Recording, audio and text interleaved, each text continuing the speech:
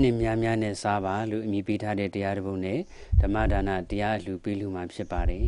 ။တရားနာပိသများထမင်းစားတဲ့အခါအနှစ်များများနဲ့စားကြရမယ်။ခရမ်းညင်သီးတို့ကျက်သွန်ဒီကျက်သွန်ဖြူတို့နဲ့လှုပ်ထားတဲ့အနှစ်ပေါ့။အနှစ်များများနဲ့စားတော့ဝါရတာလည်း6ကမဖြစ်တော့ဘူး။ကရွင်းထဲကိုလည်းရှုရှုအလွယ်တကူဝင်သွားတယ်။အစာလည်းကြည်တယ်။ဝမ်းလည်းမှန်တယ်ပေါ့။အဲ့တော့ခရမ်းညင်သီးတို့ကျက်သွန်တို့ဆိုတာကလည်းခန္ဓာကိုယ်အတွက်မရှိမဖြစ်လိုအပ်တဲ့အာဟာရဓာတ်တွေပဲ။အဲ့တော့ထမင်းစားတဲ့အခါခရမ်းညင်သီးကျက်သွန်တို့နဲ့ချက်ထားတဲ့အနှစ်များများနဲ့လည်းစားရမယ်။အဲ့ဒါကတော့အထူးပြောစရာမလိုတော့ဘူး။အဲ့ဒီအနှစ်တွေမကဘဲနဲ့ထမင်းစားတိုင်းဒါနသီလသမထဝိပဿနာလို့ခေါ်တဲ့ကုသိုလ်အနှစ်တွေများများရအောင်လဲစားကြရမယ်ကုသိုလ်အနှစ်များများနဲ့ထမင်းစားကြရမယ်တတိဉာဏ်လေးနဲ့စားတတ်မယ်ဆိုရင်ထမင်းစားတိုင်းကုသိုလ်အနှစ်တွေအများကြီးရနိုင်ပါတယ်ဒါနအနှစ်နဲ့လည်းထမင်းစားရမယ်ဘယ်လိုစားမလဲဆိုရင်ကိုထမင်းစားရမယ်ဆိုရင်ကိုစားမဲ့ထမင်းနေဟင်းတွေကိုမြတ်စွာဘုရားရှင်ကိုဆက်ကတ်တဲ့ဆွမ်းဘောဇဉ်ခဲပွဲတွေလူအာယုံပြုပြီးတော့လက်အုပ်ကလေးချီမြတ်စွာဘုရားကိုအာယုံပြုတက်တော်နေကြမြတ်စွာဘုရားကိုထမင်းဝန်နိုင်ရောက်နေတယ်လို့အာယုံပြုပြီးတော့ဤမောမြတ်သောဆွမ်းဘောဇဉ်ခဲပွဲများကိုမြတ်စွာဘုရားရှင်အားကတ်လှူပူဇော်ပါတယ်ဖေဟာဘုရားတပည့်တော်ကိုတနာဆန့်လျှောက်ချီးမြှောက်သောအဖြစ်အလှူခံယူဖုံးပြီးတော်မူပါဖေဟာအဲ့ဒီလေးကလိုက်မယ်ဆိုရင်မြတ်စွာဘုရားကိုဆွမ်းတော်ကရတဲ့ဒါနကုသိုလ်ဖြစ်သွားတာပေါ့ဘုရားရုပ်ပေါ်တော်ရှိမှာဆွမ်းနေဟင်းနေနဲ့ဆွမ်းတော်ကတ္တကတီးကြတစ်ပိုင်းတက္ကနာပဲကိုထမင်းစားရင်လည်းကိုစားမဲ့ထမင်းနေဟင်းတွေကိုမြတ်စွာဘုရားကိုအရင်ဆက်ကပ်လိုက်အောင်အဲ့လိုဆက်ကပ်ပြီးတော့မှမြတ်စွာဘုရားရှင်ကိုကပ်လိုက်တဲ့ဆွမ်းတွေကိုဖုံးပေးနေတယ်လို့အာရုံပြုမြတ်စွာဘုရားဆုံးမပေးတာကိုဘေးကနေထိုင်ပြီးတော့ကြည်ညိုတဲ့အနေနဲ့နမောတတတို့တရဏဂုံတို့ဘုရားကုံတော်လေးတွေကိုအစဉ်ပြေတယ်လို့ကိုရွတ်ဖတ်ခြင်းနဲ့ကိုအာသန်တဲ့ဂုံတော်လေးတွေဂါထာလေးတွေရွတ်ဖတ်နေလိုက်ပေါ့ရှိလူကြီးသူမတွေရှိဆရာတော်ကြီးတွေကလည်းဘာပဲစားဘာပဲတောက်တရဏဂုံသုံးမှရွတ်ပြီးတော့စားရတော့ရမယ်လို့လမ်းညွှန်ထားတာလည်းအထင်ရှားရှိနေတာပဲအဲ့ဒါမြတ်စွာဘုရားဆုံးမပြီးတော့ကိုဘေးကကြည်ညိုတဲ့အနေနဲ့ရွတ်ပေါ့ဦးဇင်းတို့တော့ဆွမ်းစားကန်ကြီးဆိုရင်အများအားဘုရားကိုခုနပြောသလိုကတ်လိုက်တယ်ကပ်ပြီးတော့မြတ်စွာဘုရားဆုံးမပြီးတာကိုဘေးကနေထိုင်ပြီးတော့ကြည်ညိုတဲ့အနေနဲ့နမောတတ3ခေါက်ရွတ်တယ်တရဏဂုံ3ပါး3ခေါက်ရွတ်တယ်ဒီဝတ္တပတိဂါထာ1ခေါက်ရွတ်တယ်အဋ္ဌနမေတံဂါထာ1ခေါက်ရွတ်တယ်ဣတိပိသောဂုံတော်9ပါး1ခေါက်ရွတ်တယ်ပဋ္ဌာန်း24ပစ္စည်းအကျဉ်1ခေါက်ရွတ်တယ်မေတ္တာတု1ခေါက်ရွတ်တယ်9မျိုးရွတ်လိုက်တာပေါ့9ရက်သားသမီးလှူတဲ့ဆွမ်းကိုစားနေတာဆိုတော့9မျိုးရွတ်လိုက်တယ်ပြီးတော့မှမြတ်စွာဘုရားဆုံးမပြီးဖြစ်တဲ့အတွက်ဘုရားတပည့်တော်ကိုဆေးဖြစ်နေဆွတော်မူပါဘုရား9မျိုးဆိုရင်10မိနစ်ခွဲလောက်ကြာတာပေါ့မြတ်စွာဘုရားရှင်ကတကူတော်နဲ့ဖုံးပေးလိုက်တာဖြစ်လို့ပြီးသွားပြီလို့ပဲအာယုံပြုရမှာပေါ့အဲ့တော့မြတ်စွာဘုရားကိုဥဖြာဥထိတ်ထားတဲ့သဘောကအဓိကပါပဲအချိန်ရတယ်ဆိုရင်နောက်တစ်ကြောပြန်ရွတ်3မိနစ်နောက်တစ်ကြောပြန်ရွတ်4မိနစ်ခွဲ5မိနစ်ပေါ့အဲ့ဒါ5မိနစ်လောက်ရွတ်နိုင်တော့အကောင်းဆုံးပါပဲပြီးတော့မှကိုကဆွန့်ပြီးတော့စားပေါ့အဲ့ဒါဆိုရင်ဒါမြတ်စွာဘုရားကိုဆွန့်ခဲ့တဲ့အတွက်ဒါနကုသိုလ်လည်းဖြစ်သွားတယ်ကိုနဲ့ထမင်းအတူတူစားတဲ့မိသားစုတွေတကယ်ချင်းပေါင်းတဲ့နေရှိတယ်ဆိုရင်လေဥပမာကိုစားဖို့ကြက်သားက3တုံးလောက်ခွဲနှမ်းရတယ်ခွဲနှမ်းလေးစိတ်ထဲကမှန်းထားတယ်ဆိုရင်ကိုက2တုံးပဲစားပြီးတော့1တုံးကိုကိုယ့်ရဲ့ထမင်းပွဲမှာအတူတူစားတဲ့သူတွေကိုလှူလိုက်မယ်ဆိုရင်လေဒါနကုသိုလ်ဖြစ်သွားတာပဲဒါနအနှစ်တည်ရသွားတာပဲထမင်းနေပါတွေကတိတ်မလောက်ဘူးဖြစ်နေတယ်တယောက်နည်းနည်းစီပဲခွဲရရမယ်ဆိုတဲ့အခါမျိုးမှာကိုကတကယ်မဝသေးပေမဲ့လို့ဝါသွားပြီငါတော့ဝပြီတော်ပြီမင်းတို့ပဲစားရတော့ဆိုပြီးတော့ကိုဆက်ပြီးတော့ထမင်းထပ်ထည့်မယ်ဆိုထည့်လို့ရရတဲ့နဲ့ကိုမထည့်တော့ပဲနဲ့သူများကိုလှူလိုက်တယ်ဆိုရင်လေဒါနကုသိုလ်ဖြစ်သွားတာပဲထမင်းဆိုင်နဲ့ဒါနအနှစ်ဖြစ်သွားတာပေါ့စားပြီးတဲ့ခါမှလည်းထမင်းလုံးတစ်လုံးနှလုံးစားလေးခြံထားကိုစားမဲ့အထဲကနေခြံထားပြီးတော့ကြောင်းလေးတွေခွေးလေးတွေကျွေးမယ်ငှက်ကလေးတွေကျွေးမယ်ဆိုရင်လေပိုးကောင်းလေးတွေကျွေးမယ်ဆိုရင်လေဒါနကုသိုလ်ဖြစ်သွားတာပဲဒါကျွေးဖို့အခြေအနေပေးတယ်ဆိုတော့ခြံထားပေါ့အခြေအနေမပေးရင်တော့လေပြောင်းစအောင်စားကြရမှာပေါ့အဲ့တော့ဒါနအနှစ်နဲ့လည်းထမင်းစားကြရမယ်သီလအနှစ်ရဖို့ဆိုတာကတော့ဝေယဝဆသီလကုသိုလ်လေးအနှစ်ကလေးလည်းယူလို့ရတယ်ကိုနဲ့ထမင်းတူစားတဲ့အဖေတွေအမေတွေဦးကြီးဦးလေးတော်ကြီးတော်လေးအကိုမစသည်အဖြစ်ပေါ့ကိုနဲ့အတူစားတဲ့ပုဂ္ဂိုလ်တွေကိုထမင်းလေးခုခတ်ပေးမယ်ဟင်းလေးတွေဥချမယ်စသည်အဖြစ်အဲ့ဒါဝေယဝဆသီလကုသိုလ်ပဲယဟန်တော်တွေဆွမ်းစားကနေကြတော့ဤသီစားပွဲမဲမဲကုနဲ့ဆင်ញင်ကြရတယ်ဒီဆွမ်းဟင်းတွေစားတာဟာလှဖို့ပဖို့မော်ဖို့ကြွားဖို့အတွက်စားတာမဟုတ်ပါဘူးကာမဂုဏ်ခံစားဖို့စားတာမဟုတ်ပါဘူးပရိယပฏิပတ်သာသနာလုပ်ကိုအားထုတ်ဖို့အတွက်စားပါတယ်လို့ဆင်ញင်လိုက်ရင်အဲ့ဒါလည်းပစ္စယတန်နေသီလကုသိုလ်ပဲဒါကိုနမူနာယူပြီးတော့တရားဓမ္မတွေကလည်းပဲဒီထမင်းဒီဟင်းနေစားတာဟာလှဖို့ပဖို့မော်ဖို့ကြွားဖို့စားတာမဟုတ်ပါဘူးကုသိုလ်လုပ်တဲ့အားထုတ်နိုင်မှုစားပါတယ်ပါရမီဖြည့်နိုင်မှုစားပါတယ်အများကျိုး တဲဘူးရွတ်ဆောင်နိုင်မှုစားပါတယ်သာသနာတော်ကိုချီးမြှောက်ထောက်ပံ့နိုင်မှုစားပါတယ်လို့အဲ့ဒီလိုနှလုံးသွင်းဆင်ခြင်လိုက်ရင်အဲ့ဒါကလည်းသီလကုသိုလ်သီလအနှစ်နဲ့စားတာလို့ခေါ်ပါတယ်အဲ့တော့သီလနှစ်နဲ့လည်းရအောင်စားပေါ့ပြီးတော့ရဟန်းတော်တွေဆိုရင်ထမင်းလုပ်ကြီးကြီးလည်းမလုပ်အောင်ငယ်ငယ်လည်းမလုပ်အောင်အနေတော်လေးလုပ်ရမယ်လို့ပြောတယ်ထမင်းလုပ်လေးကိုအနေတော်လေးလုပ်လက်တာကသီလကုသိုလ်ပဲဟင်းရည်တောင်းရင်ရှုကနေရှဲကနေမြည်အောင်မတောက်ရဘူးလို့ပညာထားတယ်ဟင်းရည်တောက်တဲ့ကအတန်မမြည်အောင်တောက်လိုက်တယ်ဆိုရင်ကိုပဲသီလကုသိုလ်ရသွားတယ်လူတွေလည်းဒီလိုပဲပေါ့လူရင်ကြီးပြီးသားစွာလူကြီးလူကောင်းပြီးသားစွာအစဉ်တန်းရှိတဲ့လူပြီးသားစွာနဲ့ယဟန်တာမဏိများရဲ့စားပုံဤစနစ်ကိုအတူယူပြီးတော့အိန္ဒိယရသိက္ခာရှိရှိရင်ကြီးကြီးစားတော့မယ်ဆိုရင်အဲ့ဒါသီလကုသိုလ်ပဲ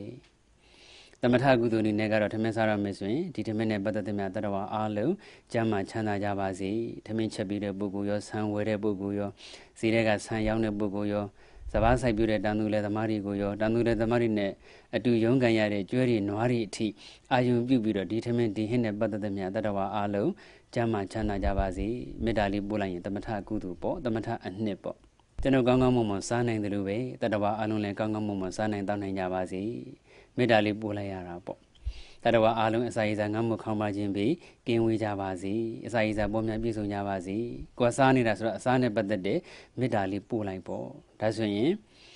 ်ဒါမေတ္တာဘာဝနာသမထအနှစ်နဲ့ထမင်းစားတယ်လို့ခေါ်တယ်သမထအနှစ်နဲ့စားလို့ဝိပဿနာအနှစ်နဲ့လည်းစားလို့ရတယ်ထမင်းစားနေနဲ့ထမင်းလုပ်လေးပြင်းတယ်ထမင်းလုပ်ကိုပါဇက်တီယူလာတယ်ခွန်တယ်ဝါတယ်ညိုတယ်စသည်အဖြစ်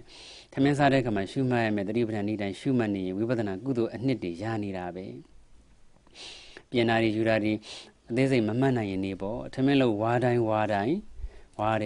ယ်လို့မှတ်ဝါတိုင်းလှုပ်ရှားနေတဲ့သဘောလေးထိတွေ့နေတဲ့သဘောလေးအာရုံစူးစိုက်ပြီးတော့ရှုမှတ်နေရုံပဲဘာမှမခက်ခဲပါဘူးထမင်းလုပ်ကိုဝါနေတာကိုဝါတယ်ထမင်းလုပ်နဲ့ပစောင်နဲ့ကတွင်းနဲ့ရှာနဲ့ထိနေတာလေးတွေအာရုံပြီးတော့ထိတယ်ရှုမှတ်နေမယ်ဆိုရင်တလုတ်ပြီးတလုတ်တစ်ထိပြီးတစ်ထိဖြစ်ပြသွားတာလေးတွေမြင်လာမယ်ဝိုင်းနဲ့ထမင်းလုပ်လေးတစ်ဖြည်းဖြည်းချင်းအရေးပြောသွားတ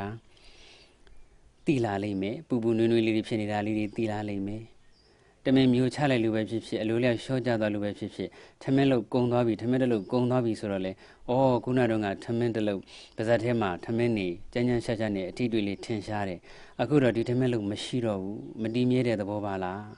းထမင်းလုပ်တလို့ကုံသွားတဲ့အချိန်မှာမတည်မြဲတဲ့အနိစ္စသဘောလေးလည်းဆင်ញင်လိုက်လို့ရတယ်ဝိပဿနာအနိစ္စအစစ်မဟုတ်ပေမဲ့လို့တန်ဝေကအနိစ္စတကယ်ဝိပဿနာဖြစ်ဖြစ်အစစ်ကိုမြင်မှုအတွက်အထောက်အကူအများကြီးရပါတယ်ထမင်းတလို့ဂုံတိုင်းဝိပဿနာသဘောလေးဆင်ញင်လို့ရတယ်ထမင်းစားရင်းနဲ့ထမင်းလုပ်တိုင်းမှာဘုရားဂုံတော်လေးပွားနေရင်လေဒါသမထအနှစ်တွေရနေပြန်တာပဲအရဟံကိလေသာကင်းစင်တော်မူသောမြတ်စွာဘုရားကိလေသာကင်းတဲ့အကြောင်းအရာကိုပဲထမင်းတလို့မကုံမချင်းစဉ်းစားနေပေါ့နောက်တလို့ကြတော့သမ္မာသမ္ဗုဒ္ဓဂုံတော်နောက်တလို့ကြတော့ဝိသသနာသမ္ပနာဂုံတော်စသည်အဖြစ်ထမင်းလုပ်တိုင်းမှာဘုရားဂုံတော်လေးပွားပြီးတော့စားနေမယ်ဆိုရင်လ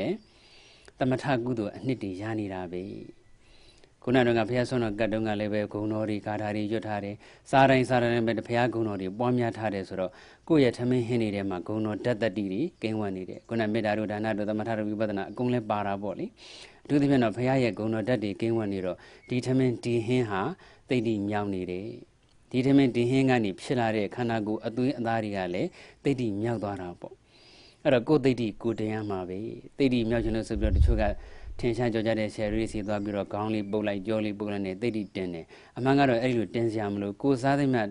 အစားအသောက်တွေကိုဂုဏ်တော်လေးပွားရွတ်ပွားပြီးစားမယ်ဘုရားဟောဂါထာတွေရွတ်ပွားပြီးစားမယ်ဆိုရင်အစားအသောက်တွေအကုန်လုံးသိတိမြောက်နေတဲ့အတွက်ဒီအစားအသောက်ကနေဖြစ်လာတဲ့အသွေးသားတွေဟာလည်းသိတိမြောက်သွားပါတယ်ဂုဏ်တော်ပွားတာတွေမကဘူးပေါ့ခုနဒါနသီလသမထဝိပဿနာကုသိုလ်တွေအစုံနဲ့စားနေတော့အဲ့ဒီကုသိုလ်ဓာတ်တွေကြောင့်ခန္ဓာကိုယ်အသွေးသားတွေဟာသိတိမြောက်ပြီးတော့အစွမ်းထက်မြက်နေတော့တာပဲပေါ့အဲ့တော့ဝိပဿနာကုသိုလ်ကတော့အလွယ်ကူဆုံးနဲ့အယူအရှင်းဆုံးပေါ့ဝါရာကိုဝါတယ်လို့မှတ်ရတာဘာမှမခက်ပါဘူးထိတာကိုထိတယ်လို့မှတ်ရတာဘာမှမခက်ပါဘူးချိုရင်ချိုတယ်လို့မှတ်ခါရင်ခါတယ်လို့မှတ်ကိုစားလိုက်တဲ့ထမင်းလေးပေါ်မှာတာရတဲ့စိတ်ကလေးဖြစ်သွားရင်လည်းတာရတယ်မှတ်ကိုသဘောမကျတဲ့ထမင်းဟင်းတွေစားရလို့မကျေနပ်ဘူးဆိုရင်လည်းမကျေနပ်တဲ့စိတ်ကလေးဖြစ်သွားရင်လည်းစိတ်တူတယ်ပေါ့စိတ်ဆိုးရင်စိတ်ဆိုးတယ်ကိုယ်စိတ်ကလေးမှတ်နေလို့ရတာပဲအဲ့ဒီလိုအဖြစ်ပေါ့လေထမင်းစားနေနဲ့ဒါနအနှစ်နဲ့များလေးစားပါသီလအနှစ်များလေးနဲ့စားပါသမထအနှစ်ဂုဏ်တော်ဘွားမေတ္တာပို့စားသည့်အဖြစ်အနှစ်များလေးနဲ့စားပါစားနေနဲ့ဖြစ်နေတဲ့ခန္ဓာကိုယ်ရဲ့သဘာဝလေးတွေစိတ်ရဲ့သဘာဝလေးတွေကိုပေါ်နေတဲ့အတိုင်းဖြစ်နေတဲ့အတိုင်းရှုပြီးတော့ဝိပဿနာအနှစ်များလေးနဲ့စားပါ မြတ်စွာဘုရားရှင်လက်ထက်တုန်းကတတိပဌာန်ဝိပဿနာလက်ကိုအထုတ်နေတဲ့ယဟန်တော်တစ်ပါးနားကိုက်ယောဂဖြစ်တဲ့အတွက်တမာတိမရလို့တရားအထုတ်ရတာအဆင်မပြေဘူးဆေးစရာအမျိုးမျိုးနဲ့ဆေးအမျိုးမျိုးနဲ့ကုသပေးမယ်လုံးဝမပြောက်ဘူးမြတ်စွာဘုရားရှင်ကဒီနားကိုက်ယောဂကတော့လေပဇွန်လုံးဟင်းစားလိုက်လို့ရှိရင်ပျောက်မယ်ဆိုတာသိတဲ့အတွက်လေပဇွန်လုံးဟင်းရနိုင်မဲ့နေရာလေးကိုဆွမ်းခံကြဖို့ညွှန်ကြားလိုက်တယ်ချက်သားယဟန်ဟိုလေတော်တဲ့ကိုဆွမ်းခံကြွလိုက်ပါအဲ့တော့လေတော်တဲ့ဆွမ်းခံကြွတော့လေလုတ်သားကလည်းသူ့ရဲ့လေဆောင်တဲလေးမှာရေမှုချိုးပြီးတော့ထမင်းစားဖို့ခဏလေးအနားယူအပန်းဖြေနေတာအဲ့ဒီယဟန်တော်ကလေဆောင်တဲရှိရက်လိုက်တော့သူစားဖို့ချက်ထားတဲ့ထမင်းနေနဲ့ပဇွန်တုပ်ဟင်းကိုယဟန်တော်ကိုလောင်းလူလိုက်တယ်တဲတဲလေးပေါ်ပင်းပြီးတော့နေရာလေးခင်းပြီးတော့လောင်းလူလိုက်တယ်ပဇွန်တုပ်ဟင်းလေးဖုံးမိလိုက်တယ်ဆိုရင်နည်းနည်းလေးစားလိုက်တာနဲ့တပြိုင်နက်အနာနဲ့စီတဲ့သွားလို့ယောဂပျောက်သွားတယ်နာကယောဂပျောက်သွားတော့ကိုယ်လည်းချမ်းသာစိတ်လည်းချမ်းသာတမာတိလည်းရသွားတယ်အဲ့ဒီကြမှာနာကယောဂပျောက်လို့ချမ်းသာဖြစ်သွားတဲ့သဘောလေးကိုရောစားနေတဲ့ဆွမ်းစားနေတဲ့အမူအရာလှုပ်ရှားမှုသဘောလေးတွေထိမှုသဘောလေးတွေလေပဇွန်တုပ်ဟင်းရဲ့အရာသားတွေစသည်အဖြစ်ထင်ရှားရာယုတ်တရားနံတရားလေးတွေကိုတတိပဋ္ဌာန်ဝိပဿနာရှုမှတ်ပွားများရင်းနဲ့ဆွမ်းစားလိုက်တာဆွမ်းစားတဲ့ကိစ္စမပြီးသေးခင်မှာပဲယဟန္တာဖြစ်သွားပါတယ်ဆွမ်းမစားခင်တုန်းကပုထုဇဉ်မှာပဲပုထုဇဉ်ဘဝနဲ့ပဇွန်တုပ်ဟင်းနဲ့ဆွမ်းဖုံးပြီးရင်းနဲ့နာဂယောဂပျောက်တော့ချမ်းချမ်းသာသာဖြစ်တရားရှုမှတ်သောတာပန်ဖြစ်ဆက်ပြီးတော့တရားရှုမှတ်တက္ကရာကံဖြစ်ဆက်ပြီးတော့ရှုမှတ်အနာဂံဖြစ်ဆက်ပြီးတော့ရှုမှတ်ယဟန္တာဖြစ်နဲ့ပုရုဇဉ်ဘဝကနေအဆက်ဆက်တက်ပြီးတော့ယဟန္တာဖြစ်သွားပါတယ်။အိုးနာရင်နာတဲ့သာမှတ်ဖို့ကန့်ရင်ကြိုက်တဲ့သာမှတ်ဖို့နဲ့နေရာတကာပုံသေးကားကြပြောလို့မရပါဘူး။ဒီမှာနာဂယောဂကြောင့်တရားရှုမှတ်လို့ဘလို့မှမရတာနာဂယောဂပျောက်စီမဲ့စီမိဝဲလို့နာဂယောဂပျောက်မှတရားအထုရတာအရှင်ပြီးတရားဓုတည်းမြတ်ရပါတယ်။အဲ့တော့စွမ်းစားရင်းနဲ့အချိန်ကိုအလကားမထားဘဲနဲ့ဝိပဿနာအလုပ်အထုတ်လို့တနည်းပြောမယ်ဆိုတော့လေလုသားလှူတဲ့ပဇွန်တုပ်ဟင်းရဲ့ပဇွန်တုပ်အနှစ်တည်တင်မစားဘဲနဲ့ဝိပဿနာအနှစ်တည်ပါများများထည့်ပြီးတော့စားလိုက်တဲ့အတွက်မဉ္ဇဉ်ဘုံဉဏ်အနှစ်တည်ပါရပြီးတော့နိဗ္ဗာန်ချမ်းသာကိုမျက်မှောက်ပြုသွားပါတယ်။ဒါကြောင့်တရားနာပိဋကများလည်းပဲထမင်းစားတိုင်းဒါနအနှစ်များများနဲ့စားပါသီလအနှစ်များများနဲ့စားပါသမထအနှစ်များများနဲ့စားပါဝိပဿနာအနှစ်များများနဲ့စားပါဝေယဝဆကုသိုလ်နှစ်များများနဲ့စားပါစသည်အဖြစ်ပေါ့လူရင်းကတော့ဒါနသီလသမထဝိပဿနာဆိုရင်ကုသိုလ်အလုံးအကျုံးဝင်ပါတယ်အဲ့လိုအဖြစ်ထမင်းစားတိုင်းကုသိုလ်အနှစ်များများနဲ့စားနိုင်ကြပါစေစားနိုင်ကြတဲ့အတိုင်းလည်းပဲမိမိတို့ရည်မှန်းတောင်းတတဲ့ဘောဓိဉာဏ်နဲ့တကွနိဗ္ဗာန်ချမ်းသာကိုလျင်မြန်စွာမျက်မှောက်ပြုနိုင်ကြပါစေလို့ဆုမွန်ကောင်းတောင်းရင်းနဲ့ဦးဇင်းတို့ရဲ့အနှစ်များများနဲ့စားပါဆိုတဲ့တရားကိုဒီနေရာမှာပဲညီကုန်းချုပ်ပါတော့မယ်အပ္ပမဒိနာတံပါဒိထာအပ္ပမဒိနာမမိမလျော့မပေါ်မဆပြင်းပြထက်သန်မှန်ကန်သောတတိတရားဖြင့်တံပါဒိထာသီလသမာဓိပညာဥစွတ်သောသိက္ခာသုံးပါးတို့ကိုယ်စီကိုယ်ငါပြည့်စုံအောင်ကြိုးစားအားထုတ်နိုင်ကြပါစေကုန်သတည်း